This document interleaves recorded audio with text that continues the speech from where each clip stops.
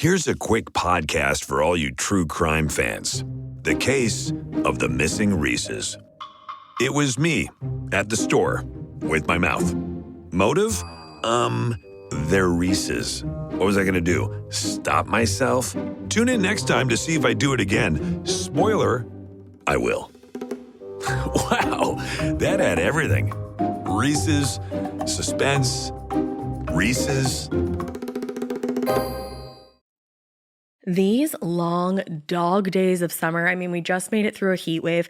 Mama was parched through this heat wave. I was hitting up Dunkin' every single day, and I will continue to probably for the rest of my days, but especially this summer. Dunkin' is helping everyone stay cool this summer with its lineup of refreshers.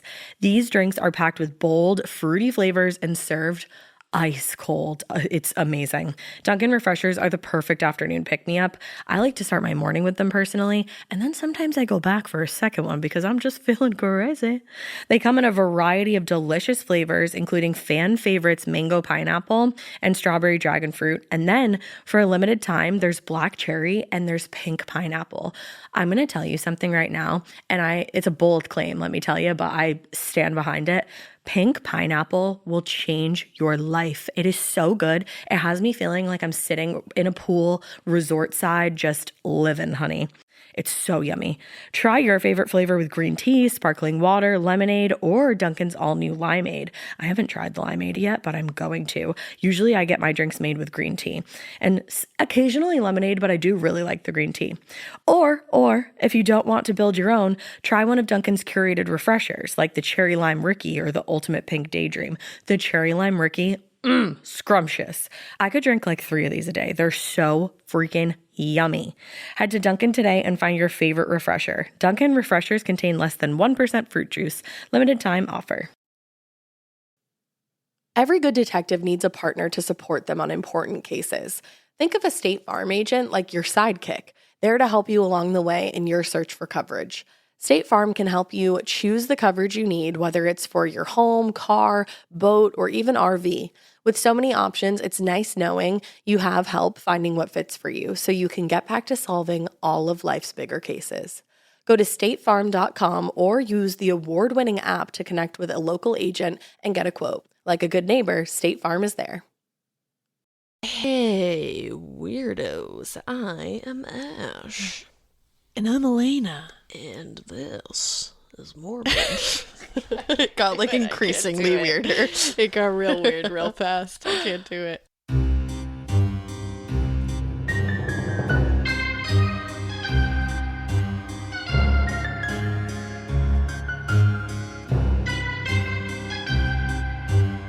We are slap happy. Yes, we are. It's been a very long day. We are recording after an unsuccessful attempt at getting my kids to go to sleep, and that was a lot. I think we're secure now, so I think we're able to actually record. Okay, let's hope. If you hear anybody going, "Tee, one more hug," that's Alina's kids. Every time we try to leave the room, it was like, I have to tell you something. My bed's not pretty enough. I have to move this stuffed animal over here. And I was like, well, I need to go record an episode. That's exactly how she sounded. Meanwhile, I was like, I love you. What kind of cake pop do you want tomorrow? Yay. One more hug. One more kiss. Well, luckily today is a May Listener Tales. Yay. It's that time again. It feels like it's been 100,000 years. I don't know why. I know it really does. It always does. It does. It do. I'm dealing with my headphones right now, which just continue to cut in and out and in and out. So you just hear like... I hear like... It's like when you're sick and your voice is like outside of yourself. Oh, you know? Yeah. That's weird. Well, because we got the headphones going. We got the headphones going. Got the headphones going up in there. Oh boy, you're here with us and we love you for that. Better be. So let's dive into these listener tales because we found some good ones, I think. Lots of murder. Lots of murder, lots of LL Cool J. Lots of LL Cool J, yes. Which is interesting. Lots of super creeps. Let's do this. You want to go first? Yeah, I'll go first. All right. Can we just go like down the line? Can we just go down the line, Sometimes please? you go out of order and then I'm like, wait, which one did we already Sometimes read? I feel like I want to go out of order, okay? You know what? You go out of order. You Do you? You go ahead. No, I'll start with the first one. It's All cool. right. All right, so this one is called Spree Killing Axe Murderer? Friendly Ghost? What's the difference? I don't know. Let's see. So it says, hey, weirdos, I ask that you don't use my name, so we won't. So instead, you can refer to me as Cat. Hi, Cat. Meow. The family's name in the following story has also been changed. Thank you. I appreciate that. But the names of the victims and aforementioned axe murderer have stayed because they deserve to have their story told, and he probably deserves whatever is said about him. 100. I will attach some links of this story as well, but the following is the probably still too long abridged version. John Morgan was a man that lived near my small hometown in West Virginia. In November 1897, John visited the... I don't know how to say that name. I'm going to look it up. Hold on. Hold, please, It's probably the everybody. P is silent. It's I think it probably is too, but I'm going to make sure. Because respect. R-E-S-P-S-A-N-T. Fost. Told you. Fost. It's Fost. We looked it up. We listened to somebody say it several times. It's Fost. So, John visited the Fost Green home, where Mrs. Fost Green and her 3 children lived. John had lived with the family at one point. It was said that Mrs. Fost Green treated him like a son. Aw. At the time of his visit, John had learned that the family was due to receive money from the sale of a horse. Oh no, I say. Hey, we were just talking about horses. Not good. Not good. That he Nay, found nay. out nay, nay. Not good. Unintended. On the morning of November 3rd, 1897, John went out with James Green to feed the hogs. Never go out with someone to feed the hogs. I always feel like it ends poorly. Never, ever. Don't do it.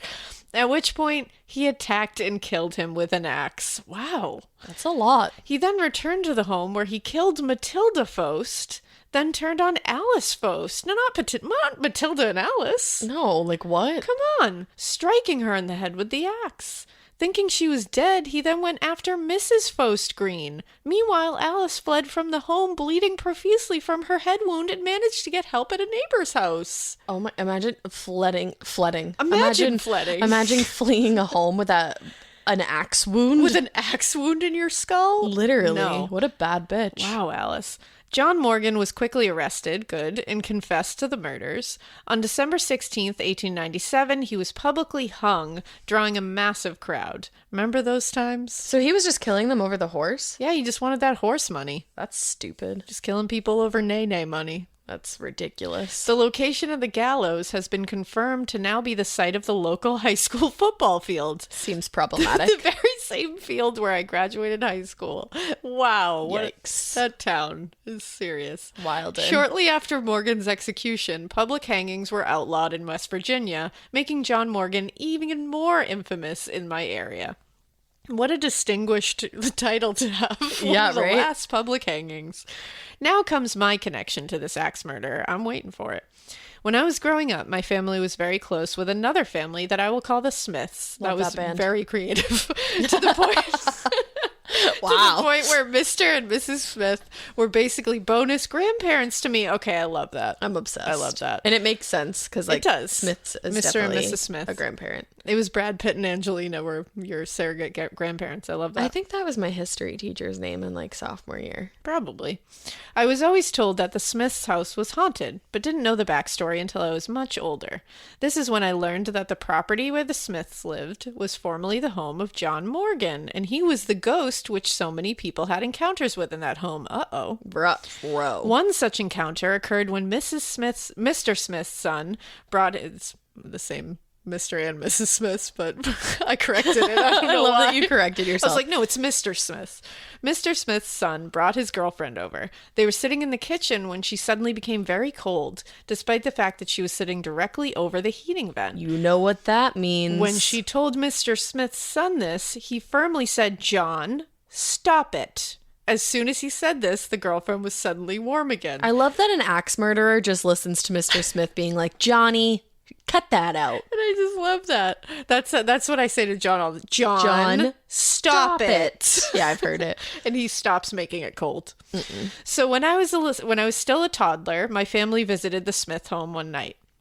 At some point during the night, my mother realized that I was missing and went looking for me. Alrighty then. Well, shit. Why were you missing? That's a happy ending that she realized you were missing, so that's good. She found me standing in the laundry room, staring and waving at someone. Spooky. Awesome, we're in the laundry room, but I was completely alone in the room.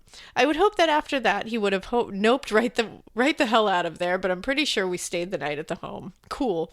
Although the Smiths have always been very important people in my life, I've never felt comfortable in their home.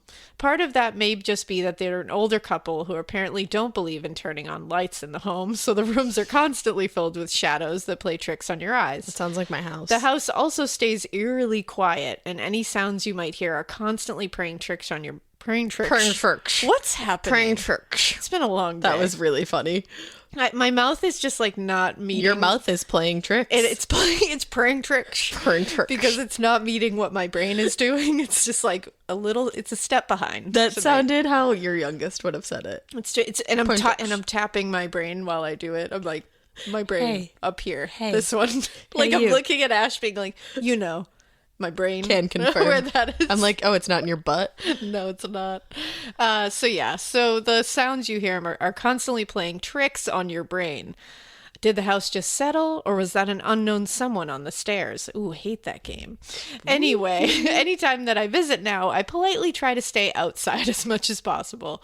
Despite the gruesome nature of the murders and how uncomfortable the house makes me, none of the encounters with John's ghosts have been negative. In fact, by all accounts by the Smiths family, John is very friendly and even protective of them. Weird. Not sure how one goes from spree killing to Casper the Friendly Ghost, but to each their own, I guess. Maybe it's not John. Maybe it's not. I don't think it is. I don't think it is. But if they believe it is and they want to believe that, go for it. Maybe he was reformed in the afterlife. Maybe. There you go. Maybe he took a class. I don't know. Yeah.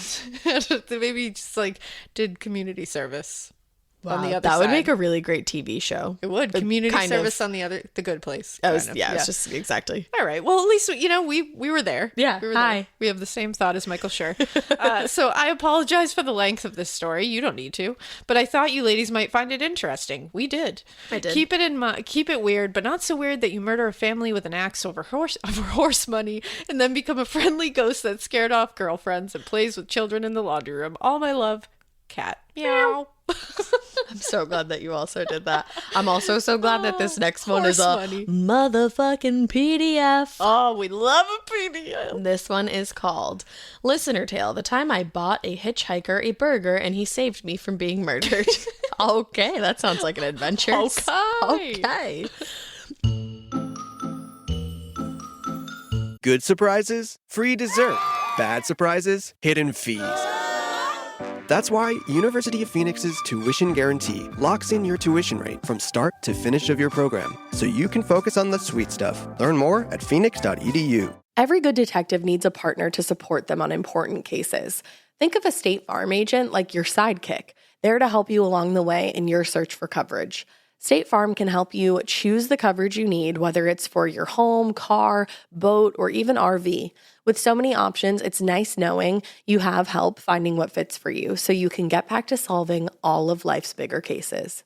Go to statefarm.com or use the award-winning app to connect with a local agent and get a quote. Like a good neighbor, State Farm is there.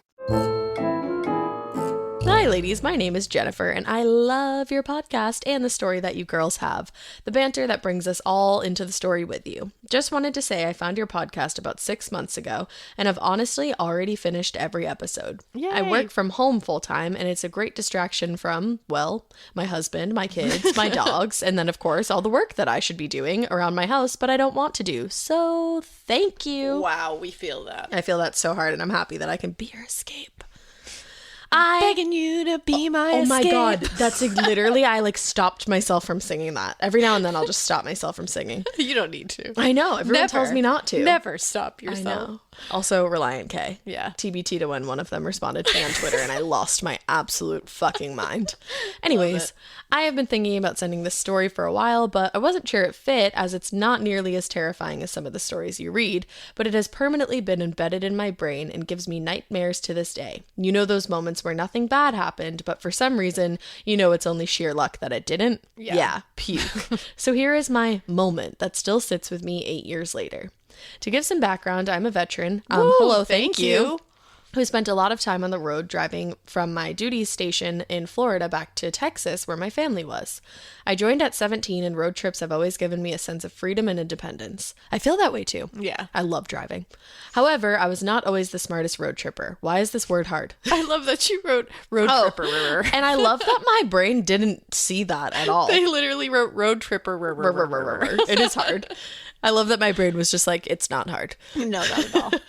I had a tendency to pick up hitchhikers on my way, always thinking I was smart, like a dumbass 17-year-old would. Wow. By telling the hitchhikers to put their bags in my trunk. They couldn't be wearing any jackets or heavy hoodies to hide murder gear. Yeah, I was clearly a brainiac. I love it. I love that you were trying, though. You were trying to make it as safe as possible. Yeah, you gave it a good effort. And you know what? I feel like you're like an empath. So you're like, I got to help this person, but I got to help myself. Exactly. And you tried your best. You're working with what you got. My parents and sister would lecture me constantly. Mine would have too. But my head was denser than an oak tree, so I kept doing my thing. How nothing happened to me? Don't ask me. No clue. By all accounts, I should be dead or someone's stuffed animal or new skin or something. That's foul.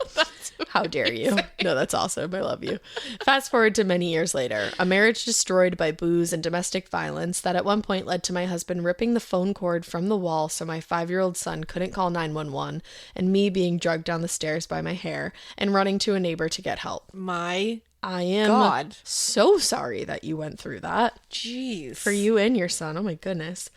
After a long divorce, court proceedings, and feelings of hopelessness, I was a divorced single mother of 4 boys working as a medical coder. I don't know.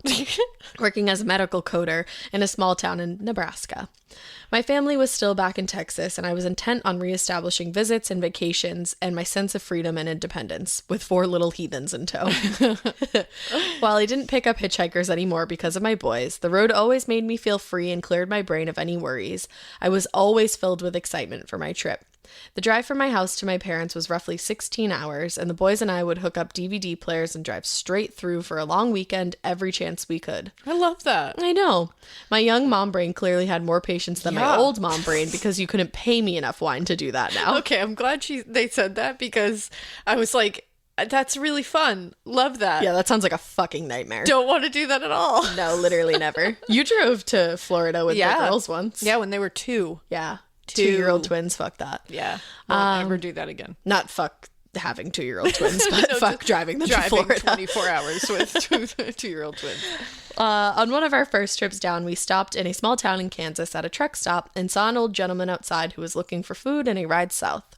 For a moment, the instinct to give this guy a ride as far as south as I was going was strong, but looking at my sweet boys' faces, that was a risk I was not going to take. I did, however, buy him a McDonald's meal and offered to book him a room at the Holiday Inn Express across the way. Why are you a fucking angel? Seriously. While he took the food, he declined the room, stating he was going to try and make it south. I slipped him a 20 and hit the road, not thinking another thing about it. Again, an angel. I know. Yes, I know there are a lot of thoughts about giving people money, but it's my firm belief I would rather help someone who doesn't need it than not help someone who does. I agree with you. What a wonderful person you are. People always are like, don't give people that much money. And I'm like, shut up. Shut up. So on our way we went. It's a great argument. It is. Shut up. So on our way we had a great... We had a great visit with my parents and headed home 3 days later. Now to the moment. Driving north from Texas up to our home in Nebraska takes us up through Oklahoma and Kansas. Just north of Oklahoma, we stop We stop for a late lunch and some fuel. At the time, my boys are 12, 10, 9, and 6. God fucking bless you. Wow. I'm not a mother at all, and God fucking bless you. Oh, man. I normally pay for... salute you. Yeah. I normally pay for gas at the pump, but for some reason my card wasn't working, so I had to run in. I found out later it was because the bank had stopped it as potential fraud since I never traveled. Side note, DV isolation is real, so real that your bank gets confused when you leave the town you live in. Oh, man. That's wild. Anywho, now don't hate me, but I left my boys in the car at the pump when I ran in to pay, telling them to keep all the doors locked and not open them. Also, I'm not going to hate you because that takes like 5 seconds. Yeah. So and you have like a 12-year-old in there. Yeah, exactly. That will watch them. So they chilled in the mom mobile, dying. And I ran and sat. They weren't dying. I'm dying. I feel like I slipped that in a little too casually. No, I'm dying. Dying. You called it a mom mobile. Mobile. Anyways. And I ran inside thinking I would grab them some snackies while I was in there because clearly caffeine and sugar was something that wasn't going to make my life suck with 10 hours more to go. What was I thinking? Not. In the store, there are maybe 4 people, plus the young lady working the counter. With my hands full, I wait in line, keeping an eye on my van in the parking lot and not really thinking of anything other than the fact that I didn't like that I left the kids in the car. While standing there, I get the feeling that someone was staring at you. You know that kind of feeling where the eyes of someone are boring into your soul, and if it's your significant other, you look up and grin, but if it's not, you kind of roll your shoulders and wonder why you have a booger on your face, or if you have a booger on your face. Yeah, that was me. I look over my shoulder and see the older man standing too close for my personal space and look at him and give him a tight smile. Kind of annoyed, but also just kind of like, geez, dude, I can't push the lady in front of me out of the way. The guy doesn't smile back. He just keeps staring at me. I hate that. I turn around and kind of shift back and forth, getting kind of nervous, but blowing it off. The man was over 6 feet, muscular but not bulky, clean shaven and kind of rough and tumble look, but less scary biker, more cowboy. I don't know how to explain it, but think John Wayne, but creepy, not haughty. I love this description. I think I've got it. I have it. I definitely do. As I stand there, I can still feel his eyes on me, so when it's my turn, I hop to the counter and pay, anxious to get my kids back on the road. When I leave, I turn to give creepy, too close guy one last annoyed as fuck look with my eye holes and realized he wasn't at the counter or behind me. Shrugging it off but disappointed he couldn't see my evil eyes, I head outside. I walk to my van, unlock the doors, and see that my kids haven't even looked up from their cartoon. Tossing snacks into the passenger seat, I feel someone tap my shoulder and lose my shit. I'm not kidding. This man startled me to the point where I dropped my iced tea and yelped like someone had stepped on my dog's paw. When I finished peeing my pants, I realized it's the man who was standing behind me looks familiar, but was not the guy from the store. He apologizes for scaring me and tells me that I should get in my car and not stop until I had gotten all the way home or got to a police station. What the fuck? Excuse me? I'd be like, who are you? At this point, all that is running through my head is how the fuck did I find 2 creepers at the same gas station in BFE, Oklahoma? What is BFE? Are we talking like Bumfuck East, like Oklahoma? Buttfuck East or buttfuck anywhere? Oh no, everywhere. I don't know. I don't know. It's definitely bumfuck. When in doubt, it's bumfuck. I know the following will be a bit unbelievable, and thinking back, I can't even believe the coincidence, but I will forever be thankful for it, and a bit of kindness I was given back. I look around and seeing plenty of people at this point at the pumps, I politely say, okay, thanks. I am sure the question was in my voice, but I had enough of this gas station and was planning. I don't know, but she's fucking dying over here. She just said, okay, like, thanks. Hello. You need to get in your car and you need to That drive is funny. and not stop till you get home or at a police station. And she just looks around and is like, okay, thanks. okay, thanks. I'd have more questions. I'd have a question. This is so funny. Oh, shit. La la la la la. I am sure the question was in my voice, but I had had enough of this gas station and was planning on doing exactly what he suggested anyway. It wasn't until the guy smiled that I realized where I knew him from. He was the gentleman that I had given food to a few days earlier who was trying to get further south. I smiled and said something along the lines of, "Oh, looks like you made it south." I kid you not. This man looked at me deadpan and said, there is a guy in a rig who was in the store with you and is now sitting in his truck. He pulled in after you, watched you get gas, followed you in, and then he left before checking out and has been sitting in his truck just staring at you through the window. Oh. His truck is fired up, but he isn't going anywhere. I don't know what he's doing, but I know he was staring at us right now, and I wasn't sure if you knew him or not, but just in case, you needed to know. Sure enough, I looked over my shoulder, and there he sits, just staring, the same guy from in the store. Clearly, I do not know this guy. I'm freaked out, and I have a minibus of mini humans. So I thank him and hit the road with the sole intent of not stopping until we get home. As we drive, this truck gets on the road behind me and follows me onto the highway. I have no idea how fast I drove. 90, 150, no clue. I was overwhelmed with the feeling of losing that truck, of getting away from it as quickly as possible and putting as much space between my babies and that man. Oh my God, I feel stressed for her. This is like Joyride, but with children. But with babies. Yeah, as quickly as possible. With no option to call the police in service, even with Verizon, on a large section of the northern Oklahoma and southern Kansas is not existent. And what would I say? A hitchhiker I picked up 3 days ago just found me at the gas station and told me I was basically being stalked by a trucker through Oklahoma. Yeah, probably not. You know that movie Joyride, officer? It's kind of like happening to me right now, except I have kids. So I just drove as fast as I could down that highway, mile by mile, putting that creepy truck as far behind us as we could, looking back every mile to see if I was making the distance spread. Eventually, he was gone from my rearview mirror, but I don't think I dropped speed until we got home. Clearly, nothing happened. My boys and I are all fine, safe, happy, healthy. I don't know why I just said happy. We're so happy. We are happy, healthy, but road trips are different now. A piece of that freedom was taken that day, and I now travel with protection and a wary eye of every vehicle around me. For months, I had nightmares of getting home from an errand and seeing that truck parked in front of my house. Oh, that is terrifying. Empty with all my kids in our home. When driving through Oklahoma and Kansas, I always keep my eyes on the trucks, looking for the big yellow rig with the black stripes, and thankful for that one time I bought a hitchhiker a burger, and he paid me back with what could have been the life of myself and my boys.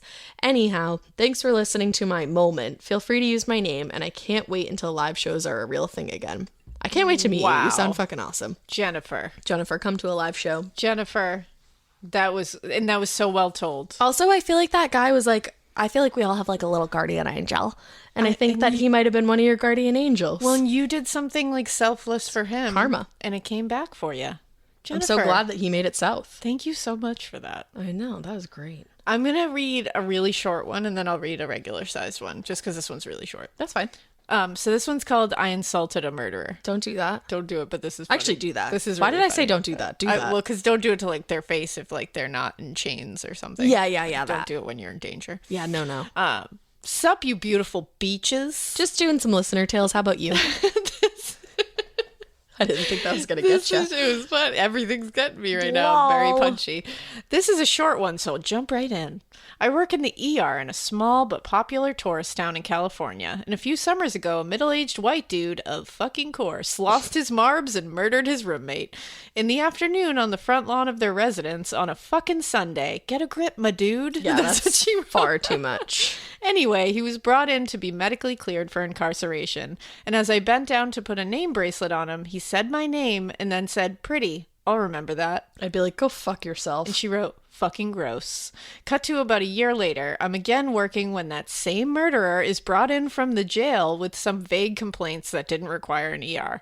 And I again go to give him a name bracelet. Now, I had recently gotten into the habit of saying spank you or shanks in place of thank you or thanks because I'm obnoxious that way.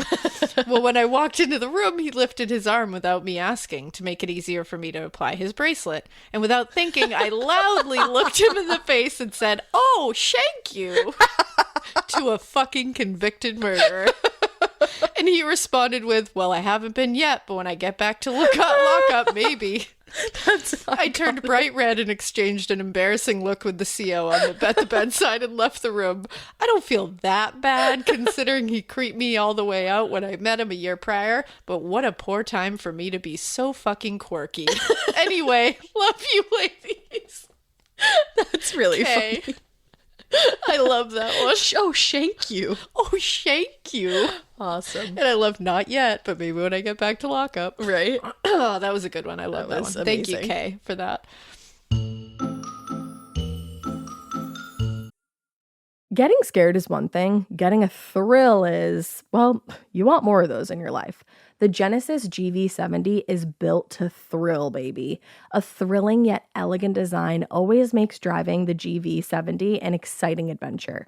Its powerful athletic stance screams performance and turns heads. Everybody's looking at you, girl, or boy, or whoever. Command the road and experience a class-leading standard 300 horsepower, oh my God, Plus, discover the different dynamic drive modes for all different terrains. Choose between the different terrain modes for whatever road conditions you may encounter. The Genesis GV70's award-winning technology and performance lets you drive with comfort and drive with confidence all at the same time. It's an exciting SUV with intuitive tech that can make your ride smooth even when the road isn't. And its blind spot cameras allow you to see what's next to you. It's like having eyes on the side of your head. That's pretty iconic. Its performance, by the way, is measured not only in power, but in how it makes you feel confident, sexy. The Genesis GV70. Learn more at genesis.com and feel the GV70. Okay, let's be honest. I feel like when we were all really first starting our periods, we all had that moment where we bled through our jeans or something like that, and it always happened at school or at a sleepover somewhere really embarrassing. Periods always come with enough surprises, right? So nobody wants a pad that stinks. And honestly, women have been expected to just deal with that for way too long. That's why Kotex is changing the game with a completely redesigned lineup of pads and liners like Kotex BioCare. Kotex BioCare is the first and only pad with the pH proactive system that helps optimize the pad's pH.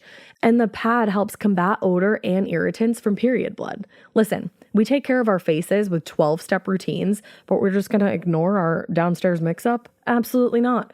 Kotex BioCare gets it, and I love that. Check out Kotex.com for more details on the new launch of Kotex BioCare, available in regular, heavy, overnight, and daily liners. Every flow covered. Now available at retailers nationwide.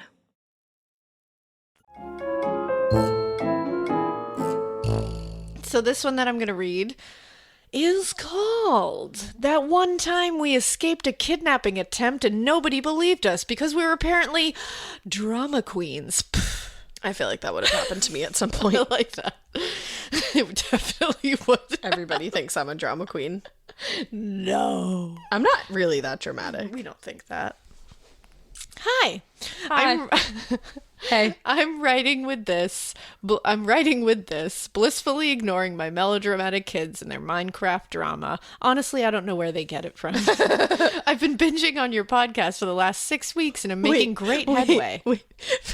What? For a second, I thought that said the last 6 years, and I was like, well, you're a liar, because that's not the truth. Liar! Wow. I've been binging your podcast for the last 6 years. I was like, no, that's not us. No, you have not. Ash is in call him out 2021 mode right now. She's like, liar. Lied. Wait, like a by liar. the way, we turned 3 today. We did. Merry Happy Christmas. birthday, Morbid. What an episode to put out on Earth. We're really evolved in this one. You can see. Truly. Oh boy. All right. So I've been binging on your podcast for the last 6 weeks and I'm making great headway. Who knew murder could be so much fun? Yay. Oh man. She put a period between love that. That's why it broke. I'm not great on small talk. Me either. Let's be friends. I love small talk. So I'll just dive right in. I grew up in North Wales, the UK one, not the one in the US. Not the one in the US one. That's what she wrote. The official name for the remoteness of where I live to is referred to as the arsehole of nowhere in Welsh. You know, the kind of place that reeks of the famous 5-style adventures, rolling fields, forests, and rivers. The kind of place where seeing a person in the next village driving their new car was considered a hot topic for the whole fucking family. This, of course, led to a bunch of kids with overactive imaginations. You know, shit like an old radio we found in the forest was, of course, from a Nazi spy that hid in the forest. Like, fuck it was, but hey, whatever gets you through the day. Shit like this would occupy us for a good couple of weeks, digging up in the forest in search of bodily remains. Iconic. Apart from the neighbor's pet dog and a couple of cat/rabbit skeletons, we never found fuck all of much interest. I love you. I love how people talk. Every now and then, we do some Mortal Kombat training and create a labyrinth of secret paths hidden behind hedges, etc., just in case. After all, preparation is key.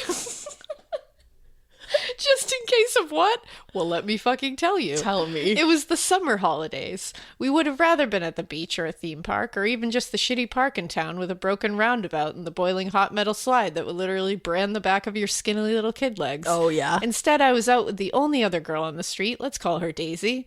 Daisy was a couple of years younger than me, making her about 8 and myself about 10 at the time, give or take a year. This was fucking yonks ago, to be fair.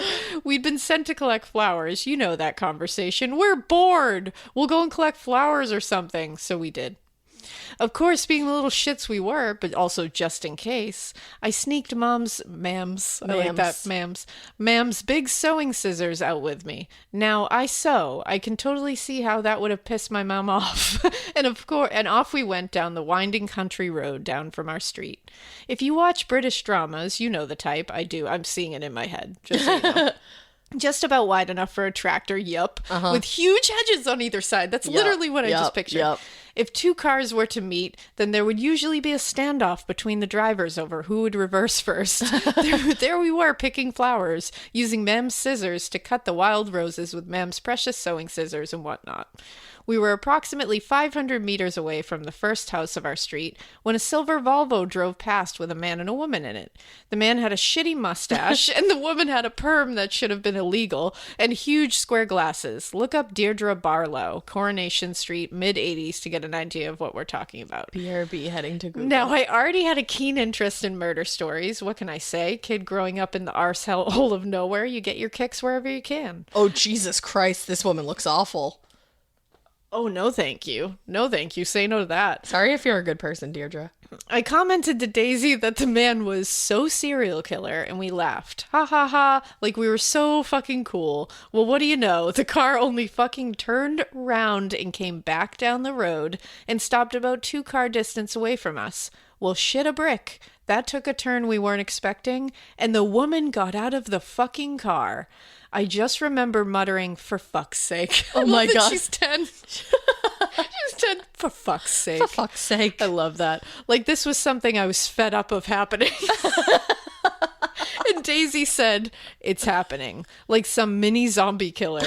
Deirdre Barlow started edging towards us. I muttered to Daisy, run. The hedge. She sprinted off. I did that twatty tooth-bearing face that kids do when trying to be tough, and flashed my mam's scissors before turning to run. Picturing that in my brain just gave me everything I needed. And just flashed the scissors. She's just like, fuck you, bitch. I got scissors. I just made out hold on, wait a minute. I just made out Daisy's foot disappearing under one of our hedge holes. I knew I didn't have time to scuffle through, so I ran a bit further down to the spot where the hedge was a bit decrepit and scrambled over. My arms and legs shredded from the blackberry bush that was that just had to fucking be there. As I fell to the ground on the other side, the car sped past. We ended up having to scramble down a little rocky cliff, not a cliff, but not really a hill. Our hearts racing, adrenaline absolutely fucking pumping. It took us a while until we got to the field gate that was facing our street.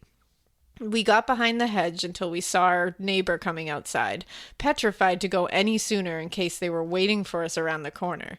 As soon as we saw her, we screamed her name and scaled the fence. We didn't stop and ran straight to my house whilst she stared at us with bewildered.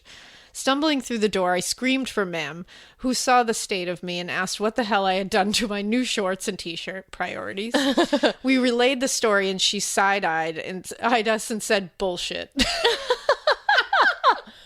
She genuinely believed that we were lying so we wouldn't get in trouble for ruining our clothes. I was livid, insisting it was all true. I got accused of being a drama queen and sent to bed. Oh my God. Next day, my aunt and uncle happened to be visiting. He was a copper. Mum brought up the tall tale and made me show the state of my arms and legs. Anyway, my uncle asked me to give him details. I told him about the silver Volvo, Deirdre Barlow, and her serial killer partner.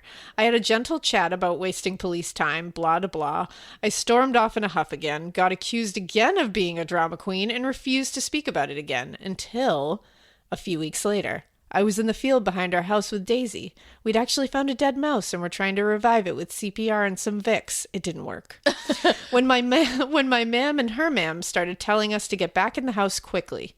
We walked as slow as possible back to the house while discussing what they could have possibly caught us out on. There were quite a few options, but let's skip that. Oh, I feel that We worked up an excuse for a couple of more serious possibilities and decided to wing the rest. But generally, the plan was to blame our brothers. I can just picture them like walking up to the house, like talking out of the side of their mouth. And they're literally like, okay, if so they what you're found going to out say is that we fed the cat this, you're going to say that Thomas told us to. For fuck's sake. Arriving at the fence to our garden. I love how they're from Wales, and I went full Boston with that. I was like, for fuck's sake. Yeah, That's they what definitely sounded sounded like that. You're like, FFS, motherfucker. Motherfuckers, kid. Go to Duncan. Arriving at the fence to our garden, I instantly said, we didn't do anything. But Ma'am and Auntie Daisy's ma'am looked shaken, and we could see my uncle policeman sat in the kitchen in his uniform. My mind was racing. What the fuck had we done that would warrant a police visit? They ushered us into the kitchen. My uncle asked me to describe the car we'd seen that day. I told him. Then he asked us if we recognized the people. I kind of shrugged. He then showed me some pictures, about 5 different men and women, and asked me if I recognized any of them. Well, I only fucking picked them out, didn't I? At that point, both mothers started crying and hugging us and apologizing profusely for not believing us. Daisy and I were still confused as fuck. Hell, they even said that they'd never doubt us again. Lasted a day, that one. Turned out this was a known pedophile and his wife. Oh my God. They'd attempted kidnapping another 2 girls similar in age to us about 30 minutes away, but were caught in the act by a passerby. Wow. So yeah, was nice to be believed. P.S. I'd rather you didn't use my name. You can use any name you want, but not Karen. I may be 40, but I'm not a Karen. And not Denise. Sounds a bit too Dennis-y, doesn't it? Lots of love. Peace out. Oh, I love you so much. I'm going to call you Harriet. Gladys. Oh, I wasn't expecting that.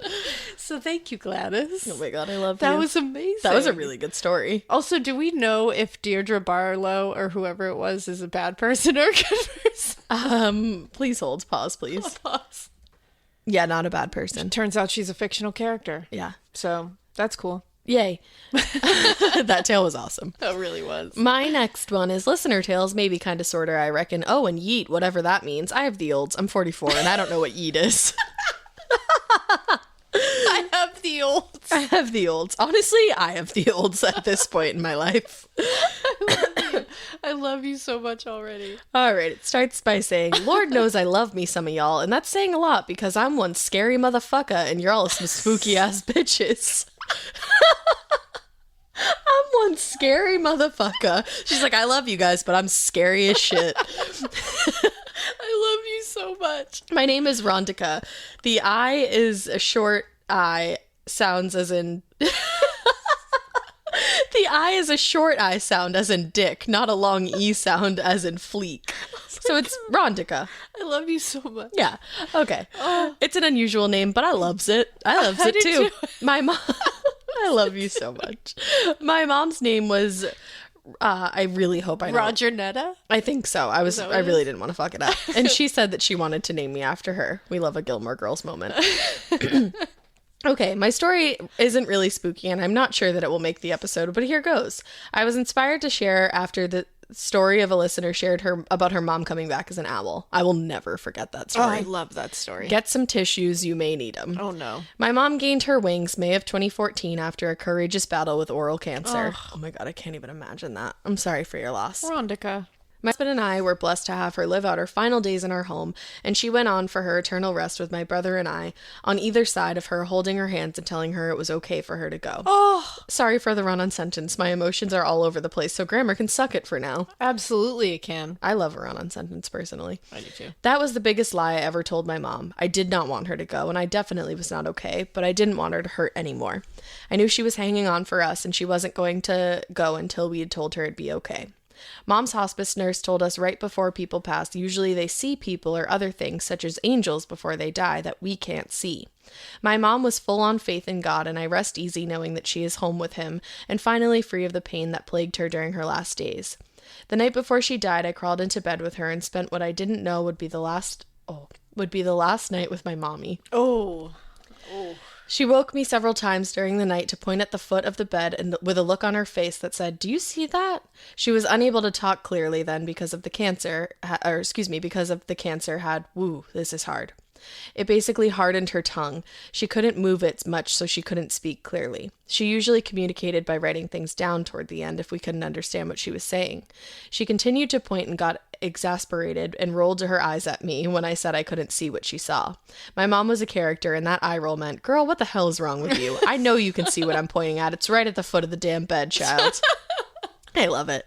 She loved God, but she still cussed. Oh my God, I love her. I do too. To this day, I regret not getting her a notebook so she could at least write down what she saw. I was exhausted with work, family, and just plain life. She was finally able to rest towards morning and slept until she passed the next day around 10 in the morning. I miss my mama every day, and some days are harder than others. During those times, it seems as if mama sends me a sign to calm my heart and soothe my soul. One afternoon, I was taking a nap on the love seat. I'm a short stack like Alaina, so I fit comfortably. Hell yeah. Anyways, I was sleeping and missing my mama when I felt her hand brush my cheek, and I felt more than heard her say, "I'm okay and I love you." Oh. Daddy died in February of 2016, and there are no words to express the emptiness I feel with both parents gone. I can't imagine. I cannot. They still come to visit, though. They come as the little bright dancing orbs outside the windows on our deck. One day I saw a dark orb floating outside, and I heard Mama clear as day say, "Don't let them in, baby. That's not us." I just got full chills. Yeah. Holy shit. That is wild. Oh my God. Can you look at... Yeah, no. Literally, look at my arms. I wish you guys could see this. Full on goosebumps. And you know what's wild? I read this a couple weeks ago and put it in the folder. Ooh. And I'm still getting chills. Ooh.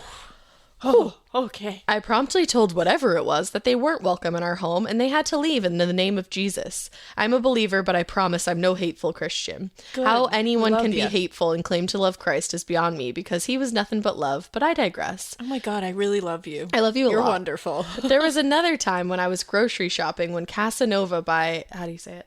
Levert came on over I'm not sure if I'm right with that one. You tried. I did. Over the store radio while I was in the dairy section, and I broke down while trying to find a gallon of milk with the furthest expiration date. My mom loved music and loved to dance, and this was one of her favorite songs. That and Head to Toe by Lisa. Yes. Oh my God, I love it. And the Cult Jam by and the Cult Jam and Anything by Prince. Where am I? Oh yeah, the dairy section and crying to... What did you say? Levert? Yeah. A lady saw me crying and came over to comfort me. This was in the before times when you could actually touch people and social distancing wasn't a thing. Remember those days? Not really. No. Well, I told her I was crying because I was missing my mommy something fierce, and she loved dancing to this song. She smiled and said her mom loved the song and loved dancing too. I wish you guys just broke out and fucking danced in the dairy section. That would have been amazing. By the time we finished talking, I felt better, and we both said our moms are probably jamming in heaven together at this moment and brought us together. Who knows? I know I rambled and I had to take a bit of a break and came back to this several times before I could finish. I hope you can make sense of my garbled mess. Keep it weird, but also... weird enough that you can feel your mama's brush your cheek and tell you she loves you when you're taking a nap and miss her like crazy, and she and your daddy dance like fireflies but in the daytime on your deck, and you have a crying dance party jamming to Casanova by Levert in the supermarket while looking for milk with a stranger, and you both leave saying your mommies are dancing in heaven, having a hell of a good time. Whew. Wow. Dance on, mama. I love you forever and ever. Pooh. Oh, that was like not true crimey at all, but it was like paranormal, and we needed to read it and because I fucking loved it. I read this email like weeks ago. I think I was with you, wasn't I? Oh, you were, yeah. Yeah. Because I was like, oh my God. It just like made me feel some type of way, and I was like, we have to read that on the show. Oh, and they attached a picture of her with her mom. And can we just say that your mom is beautiful? Seriously, you're both such beautiful Also, you guys are twins. Angels. You really are. And also, you have like a very familiar face. You do. Maybe it's just because you're lovely. You're gorgeous. You're gorgeous. Oh my goodness. That was like... That rocked I can't my believe shit. The amount of goosebumps that I got during that was outrageous. The don't let us in, baby, that's not us. That outrageous. Yeah. That just blew my mind. This next one is what we need to lighten things up a little. Ooh, all right. So this one's called LL Cool J Beat Up My Grandma's Murderer. All right. All right. All right. All right. All right. Deal with it. He did. This episode is brought to you by SoFi, the all-in-one finance app where you can bank, borrow, and invest all in one place. Let's talk about bank accounts for a second. The average bank savings rate is 0.39% in interest. You're earning pennies on your savings, and it doesn't have to be that way. But with SoFi's high-yield checkings and savings, the money barely making moves sitting in your savings account can earn over 8 times the national average savings rate with eligible direct deposit. No account or overdraft fees. We love transparency. You can get your paycheck up to 2 days early, plus get up to a $300 welcome bonus when you sign up with eligible direct deposit. Sign up for SoFi checking and savings at sofi.com/morbid. SoFi checking and savings is offered through SoFi Bank, N.A., member FDIC. Terms apply. Getting scared is one thing. Getting a thrill is, well, you want more of those in your life. The Genesis GV70 is built to thrill, baby. A thrilling yet elegant design always makes driving the GV70 an exciting adventure. Its powerful athletic stance screams performance and turns heads. Everybody's looking at you, girl, or boy, or whoever. Command the road and experience a class-leading standard 300 horsepower. Oh my God. Plus, discover the different dynamic drive modes for all different terrains. Choose between the different terrain modes for whatever road conditions you may encounter. The Genesis GV70's award-winning technology and performance lets you drive with comfort and drive with confidence all at the same time. It's an exciting SUV with intuitive tech that can make your ride smooth even when the road isn't. And its blind spot cameras allow you to see what's next to you. It's like having eyes on the side of your head. That's pretty iconic. Its performance, by the way, is measured not only in power, but in how it makes you feel confident, sexy. The Genesis GV70. Learn more at genesis.com and feel the GV70. Hey ladies, I'm Samantha. So my grandma Delma had my dad when she was 13. Wow. I believe it was 1987 when she was 26 and went missing. She was found murdered in an abandoned warehouse. Oh my God. The man guilty of the crime is named Jonathan Kirby, a member of the Kirby vacuum family, by the way. He was oh wow, that's crazy. He was convicted of a voluntary manslaughter in 1988, sentenced to 6 years, released after only 1. Unfortunately, there's not much available to research pertaining my grandma's case. I have a, quote, morbid curiosity, if you will. A year or so ago, my dad's sister, also named Samantha, sent us an article from 2012 that blew our minds. I'll attach the specific one, but there's multiple articles available online. In the middle of the night, in August of 2012, LL Cool J's security alarm was set off as his family was sleeping. Soon he was face to face with Jonathan Kirby, the man who killed my grandma in Texas 25 years before. Wow. LL Cool J was interviewed about the home intrusion and said he was afraid of Kirby, receiving a Charles Manson type of vibe from him due to his looks and demeanor. I'm also going to include a link to an interview he did with Oprah where he discussed his fear in the situation. Despite this, the wrath that is the LL Cool J left Kirby with a broken nose, broken jaw, and broken ribs. The wrath that is the LL Cool J. However, I'm not sure what the legal aftermath was for Kirby with all of that. What it said at the time was he was facing 38 years in prison since he was a, quote, third striker. It's unnerving to know his children and wife were present when you're aware that Kirby is what Kirby is capable of. It's a good thing his mama said knock you out. Oh my God, I'm fucking dead. Oh my God. His mama said knock you out. Oh, you know what? Jonathan Kirby needed love. Oh God. This is amazing. That was so funny. Oh, I'm glad his mama said knock him out. You better. I love that. Wow, that was a great one. That was really good. That was a nice little like boop. Yeah, we needed that to bring us up. You really did. Because this one's fucking terrifying. Oh Lord. This one is called The Tale of Mr. X, or How My Daughter is Primed to Be an Even Bigger Weirdo Than I Am. Cool. Hi guys, you're the best and so is your podcast, and I'm just going to jump right into it here. Love that. Thank you. This story is about my 4-year-old daughter and her absolute creep fest behavior a few years ago. When she was around 2, we finally got her sleep trained to stay in her own bed so I could get more than 3 hours of sleep at a time and function like a normal human being without 7 cups of coffee every day. Sweet relief. Wow, you're speaking directly to my tired soul. Literally, the opening few lines were like part of the reason I picked this to read. Oh my God. I just was like, wow, we're one. We set up a monitor so I could keep an eye on her because as much as I cherish unbroken sleep, I also have an insane anxiety when it comes to my kids and basically think they're about 10 seconds away from being abducted at all times. Is this me? Yes. Did I write this listener tale? I might have. My husband insists it's because I listen to true crime and paranormal podcasts on a routine basis. I say, pish posh. Pish posh. I've always been a big believer in the paranormal and a true crime junkie. I blame it on my grandma, who used to tell me that her house, which was in the fucking suburbs, was built on Native American burial ground and was haunted. Stupid 8-year-old me had seen poltergeists, and wow, did I believe her, especially when she would play tricks on me to convince me that a ghost had been present. Awesome. That's awesome. What a rad grandma. Like telling me how the ghost turned the lights on, so if I woke up and a light was on, a ghost had been watching me sleep. That's fucked. And then she'd turn on the light while I was asleep. That's savage. Sadist. Yes. She said that, not me. Anyways, I've had other spooky supernatural things happen to me, so I'm a big believer, even if it scares the shit out of me sometimes. So we set up the monitor, got my daughter a Moana blanket, and called it a day. Love that. Things were going well. I could actually watch Netflix wrapped up in my big fluffy bed, and she was sleeping well. That is until Mr. X arrived. I hate this already. Yeah, not into it.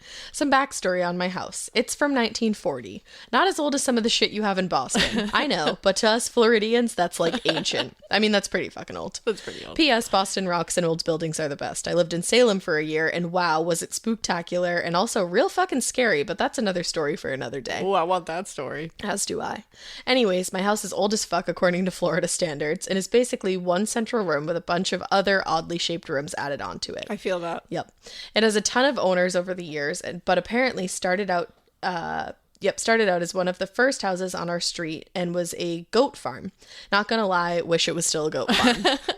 Okay, side note, I watched like Farmhouse Fixer or Upper, I don't really know what it's called, but it's the guy from New Kids on the Block. Oh yeah. He hosts it and he like fixed farmhouses on HGTV. I love and that. he bought somebody goats and now I want goats. Oh, I know. The end. The end. It's set way back from the street and has a lot of old trees that hang over it, so it's always dark inside the house. I love that. Me too. When we bought it, I was legit concerned that it would be haunted, but my husband basically told me to stop listening to the paranormal shit and calm down. I didn't, but also didn't notice anything out of the ordinary. So at around 2, my daughter starts waking up at night again, but we're not talking waking up, calling mama, mama through the monitor until I come in. We're talking screaming bloody murder in the middle of the night.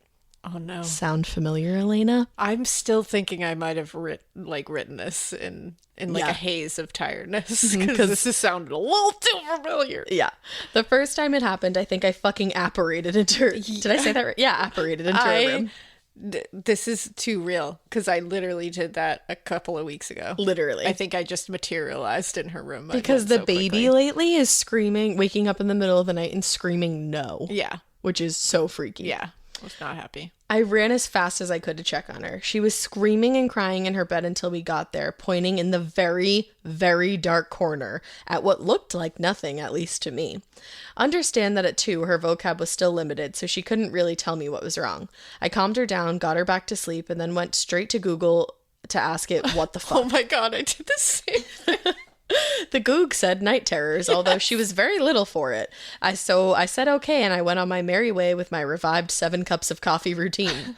The waking up happened the next night, and the next night, and the next night. The same shit, screaming at the top of her lungs, pointing into the dark corner and crying. It got to the point where I would just lay awake waiting for it. She was so hysterical that it freaked me out enough to call her pediatrician, who then referred us to an ENT doctor to check for sleep apnea. They basically put her on allergy medicine and said, "Sorry, sucka." Oh my God, that's literally it. Oh, that's awful. Yeah. My husband didn't want her to revert to sleeping in our room again, though thought it was a phase. There are no ghosts, blah, blah, blah. So I start dragging a twin mattress into her room and sleeping with her. But not sleeping, just laying there with my eyes wide open, staring into that fucking corner and saying the Lord's Prayer in my head. She would literally crawl out of her bed and onto the mattress and sleep next to me, clutching my shirt. The poor thing was so freaked out. Oh, that kills me. Stop. I would be so fucking mad if a ghost did this to my kids. It all came to a head one night when she woke up screaming like a banshee. She pointed in the corner and said, "Mr. X, Mr. X." I would light the house on fire and take my family and leave. I'm gonna head out. I whipped around like... I gotta get out. Yeah, like what? I whipped around like Ted Bundy was behind me and looked again, but nothing but darkness. I was trying to calm her down, but she started screaming again. He's here! He's here! Oh my God. Leave. No. Light the No. place on fire. No. I'm not kidding. Nope. Literally almost shit my pants. She definitely went to bed with me that night. Fuck sleep training. Yup. And the next day I had a talk with her about ghosts, setting her up to be a weirdo early. High five. Yes. And how if something's scaring you, you should tell it to go away. It's not welcome here. My very cool aunt, who is also into the paranormal stuff, has always given me this advice to use if I think a ghost or ghoulie is in my house. Didn't know if it worked or not. Apparently it worked for her once, but I figured at this point anything was worth trying. I also hadn't had time to buy any sage. That night, the screaming started up, and did I mention it was always around 3 a.m., which holy mother of God freaked me out. Oh, Same. no. Is it? Mm-hmm. You didn't fucking tell me that. Yeah. I'm dipping in a second. Bye. I'm dipping. My daughter started screaming that... Oh, fuck. Now I'm even freaked out because, like, we're in a haunted house. I'm not into. Yeah, my daughter started screaming that Mr. X was here. I almost peed myself and then pointed into the corner and through her tears yelled, "Go away! Go away!" I was shocked that she remembered, but then she calmed down and went to bed with me. And it stopped. Like, what? That should not have worked. Not. But she never woke up again screaming like that, and she never brought up Mr. X again. Mr. X. I know, that's fucking terrifying. So then fast forward to 2020, the year of bullshit, and we're quarantined at home. At home, mind you, so I can't fucking leave. My daughter is now 3 and sitting at the table where you can see into the dark guest bathroom. Oh, fuck this. No. She's staring and looking kind of weird, so I ask her, "Hey, what are you looking at?" She casually answers me, "Oh, Mr. X." Oh my I God. about kneeled over and fucking died right there. I hate this so much. I asked her in a high-pitched voice, "Well, what does he look like?" What does it look like? What does he look like? She pursed her lips like she's studying him, my still God. staring. I don't want to know. No. Oh, fuck this. Fuck this so hard. Oh, fuck you. I skimmed over this, but I was like, we gotta read this. I didn't read the description first, and now I'm scared. This episode is brought to you by SoFi, the all-in-one finance app where you can bank, borrow, and invest all in one place. Let's talk about bank accounts for a second. The average bank savings rate is 0.39% in interest. You're earning pennies on your savings, and it doesn't have to be that way. But with SoFi's high-yield checkings and savings, the money barely making moves sitting in your savings account can earn over 8 times the national average savings rate with eligible direct deposit. No account or overdraft fees. We love transparency. You can get your paycheck up to 2 days early, plus get up to a $300 welcome bonus when you sign up with eligible direct deposit. Sign up for SoFi checking and savings at SoFi.com/morbid. SoFi checking and savings is offered through SoFi Bank, N.A., member FDIC. Terms apply. The best summer pieces are the ones you end up wearing on repeat. Comfortable, versatile, and somehow right for almost every occasion. Quince makes it easy to create a summer wardrobe that you'll love, with elevated essentials made from premium materials like European linen, organic cotton, and washable silk, without the traditional retail markup. I love that! Quince's 100% European linen pants, dresses, and tops are the pieces that you absolutely will reach for all summer long. I absolutely love their linen. I have so many pairs of their linen pants, which you can dress up or you can dress down in the summer. Like, say you're going to a nice dinner, you can pair it with like a silk shirt, a really cute necklace, some good, makeup and an updo. Or if you're just looking for a more casual look, you can do the linen pants with like a loose button-up shirt and you still look really chic, kind of like, I don't know, Diane Keaton vibes, I kind of think. Also, it's not just apparel. Quince also offers elevated essentials for your home, from bedding and bath to kitchen essentials and furniture. They have it all, honey. I am a big lover of Quince, and I really do think you will be too. Make your summer wardrobe feel easier. Go to quince.com/morbid for free shipping on your order and 365-day returns. Now available in Canada too. That's QUINCE.com/morbid for free shipping and 365-day returns. Quince.com/morbid. She pursed her lips like she's still studying him, still staring into the bathroom, and she goes, "He's all black like a skeleton, but red eyes." That's a diamond. That's a diamond. That's a diamond. That's a diamond in I there. shit you not. I almost ran out of the house right fucking there and then, leaving her and her brother to share their veggie straws with Mr. X and all his demon friends that might also be living in my house. I scream laughed to cover my panic, but she didn't think it was funny. Oh my God. She just scream laughs. She goes, Mama, he's in the bathroom. Why don't you go say hi to him? Oh, I'd be like, you know what? That's when you look at your child and it's okay to say, fuck you. You look at that 3-year-old and you go, you know what? Fuck you. I was gonna say. That's what you do. Clearly, I'm not a parent yet. I would literally be like, why don't you go fucking say hi to him? Like, if your kids ever tell them that I said fuck you to them, it's because they asked me to say hi to someone that's not there. that they casually described as a skeleton And with that seems red like eyes. such like a, why don't you go say hi to him, Mom? Yeah, like, you want to go say hi? Like, I had to say, go away. Go say hi to Why him. don't you go check them out? Fucking poser. Wow. Hard fucking pass on that one, but thanks. I literally was afraid to pee for days, especially when my daughter would literally walk by the bathroom and Oh my say, God. Hi, Mr. X, very casually, like they're fucking best friends forever now. Finally, I went to the bathroom with a stick of incense and said, bitch, go away. It all stopped, but I don't think it's gone. We're moving in a month or two, thank God. Peace out, Goat Farm Ghost Demon Mr. X. Hopefully he doesn't follow us or I will die. Anyways, that's it. Bitch, go away. Anyways, that's it. Thanks for having the best spooky podcast out there, and also for being the weirdos that you are. You're some of my fave people, and it always makes me pumped to see a new episode waiting for me. Also, please schedule a live show in Florida, like in Orlando, ASAP. Keep it weird, my Chris. God. Chris, I can't wait to meet you. Yeah, Chris, please buy Holy shit. a meet and greet because I gotta meet you. I gotta meet you. We gotta find you. So scary. Bitch, go away. Bitch, go away. Oh, thank you for that. I'm crying. So the last one that we'll do is thank God I said no to that fucking scavenger hunt. And it's a Word document. I Love know. it. All of you sending Word documents just like... You're the MVPs. Hello, you beautiful badasses. First, Hey. I need to apologize because I'm not a great writer. You don't need to apologize. She wrote #business student. However, my story is chilling in the realest way possible and I had to share it with you all.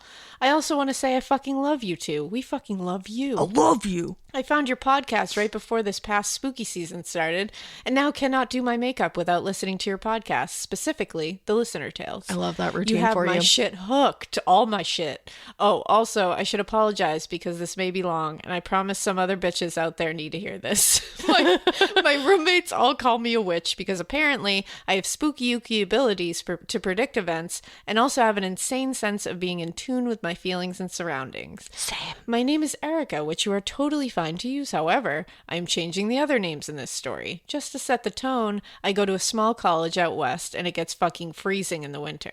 It was my second semester of my first year of college, no car, and of course I had a class that was from 5:30 to 7 at night. Well, shit gets dark at 5 here, so I was walking to class in the dark always. Luckily, this class was only once a week. I remember the first couple of weeks I was analyzing the type of people in my class like I normally do, just to try to catch the vibe. Everyone seemed pretty chill and chatty except for this one guy. He was short, scrawny, and pasty with pitch black hair. We will call him Seth. Seth would just stare. Like stare to the point where I thought he was going to take my soul, which is ironic since I'm a gender and don't have one. Yes. Anyways, I just dismissed it as him being that one weird kid and just tried to ignore him. But oh no, he had other plans for me. I was sitting at my apartment one day and I had gotten a DM request from some guy named Seth. His account was private, and so I did not recognize who it was at first. I requested a follow and accepted his request. Big mistake. I was accepted and realized it was Seth, the weird kid. He had DM'd me stating how I was the most beautiful girl at this school and how he wanted to take me on a date. I politely declined because the reminder of his dark and desolate scare had given me in class that he had given me in class screamed to me inside, "Say no, you dumb bitch. Do not trust him."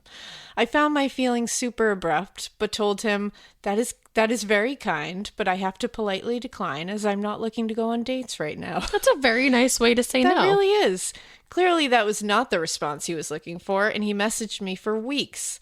He yet again asked me on a date, and I said no, then told me that it didn't have to be a date and we could just hang out and go for a drive. Yet again, no.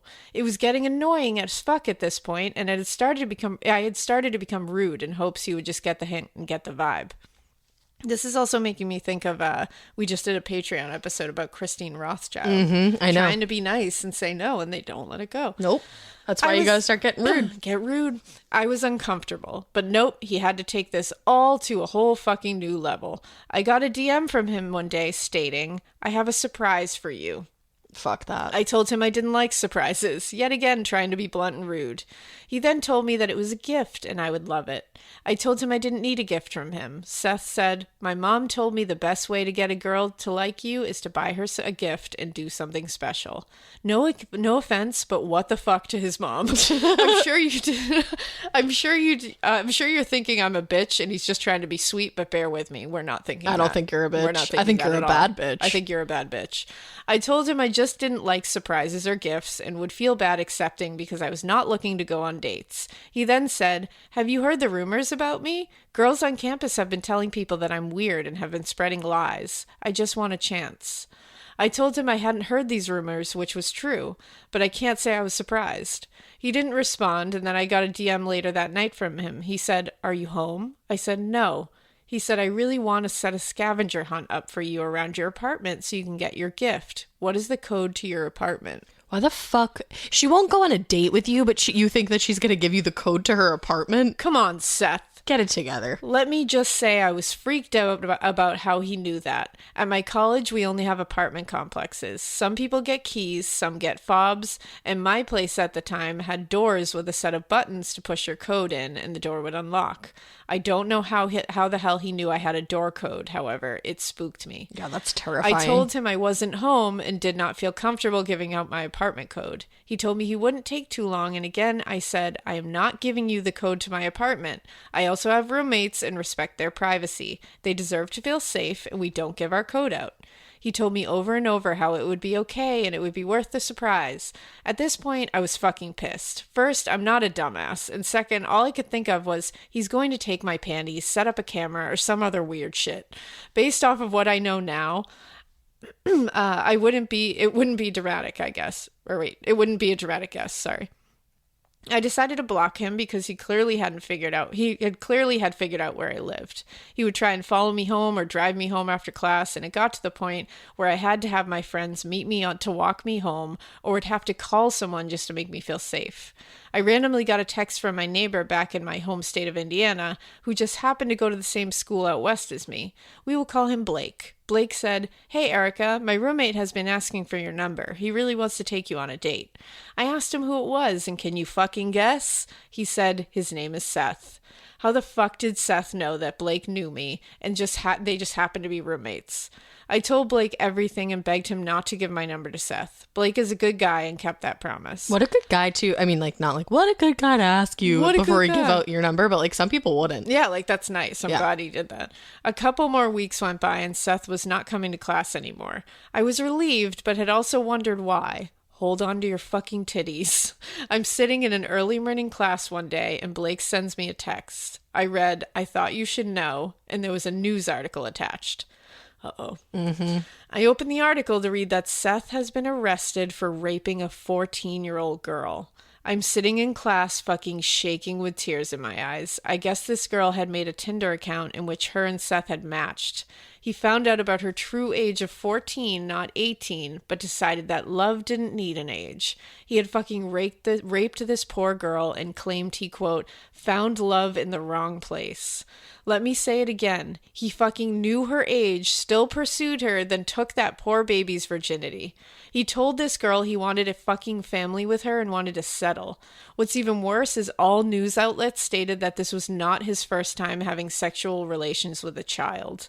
But this this was his first conviction. That is so fucked. Seth, as far as I know, has only been sentenced to 4 years with the potential of 10. Some fucking bullshit, if you ask me. Yes.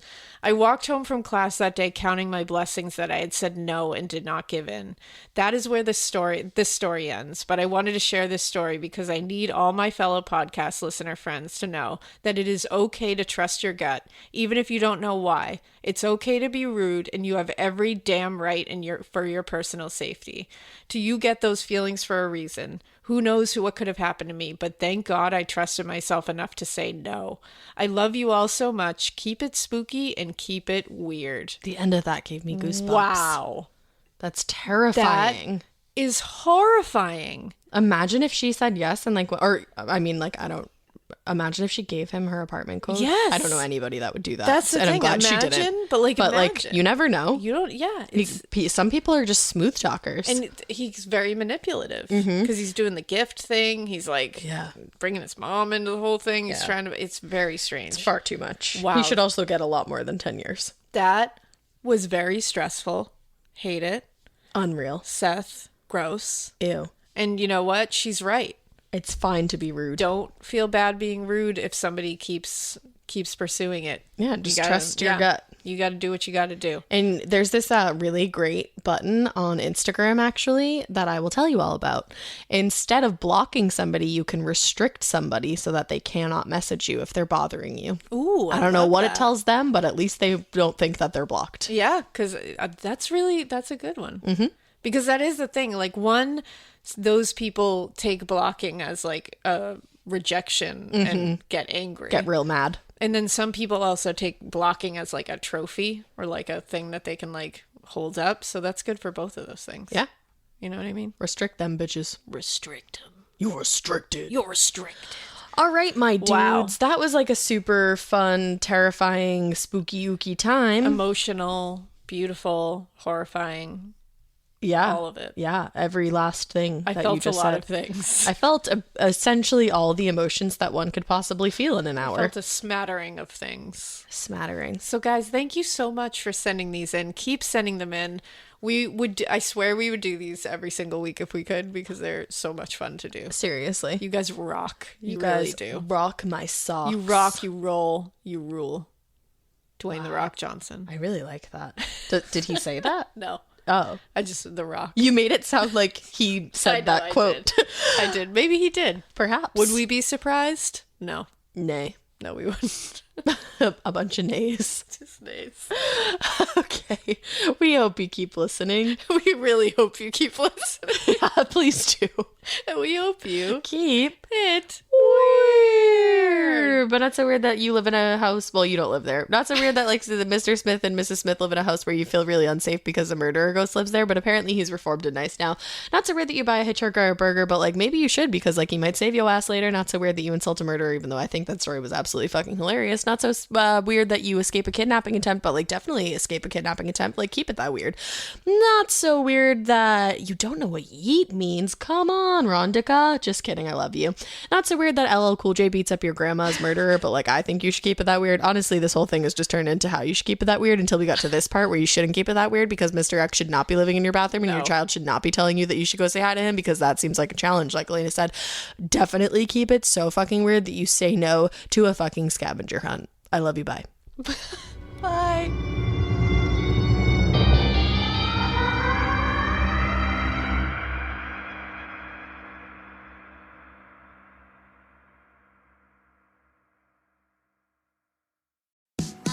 Oh my gosh, have you been to Marshall's lately? They have all the brand name and designer pieces you love, but without the jaw-dropping price tags. All right, so here's the truth. You should never have to compromise between quality and price. And at Marshall's, you don't have to.